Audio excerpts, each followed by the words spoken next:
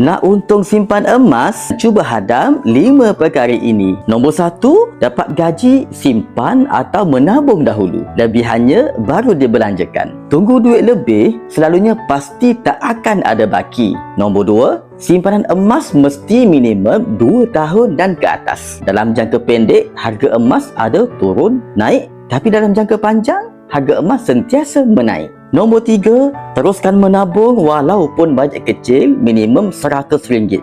Jangan tunggu duit banyak dulu baru nak menabung. Sebab selalunya duit memang tak akan jadi banyak kalau tabiat suka menabung belum ada. Nombor 4, jual emas bila perlu sahaja. Sebagai contoh, waktu kecemasan perlukan tunai. Bukan saja-saja jual sebab harga emas naik atau nak tukarkan emas kepada perkara yang lebih baik. Nombor 5, menabung emas dengan bermatlamat atau buat target yang jelas. Contohnya, nak jadikan emas sebagai modal beli rumah, pergi haji atau umrah, simpanan pendidikan anak, dana persaraan dan sebagainya. Dan bukan itu sahaja, ia mesti dengan ilmu.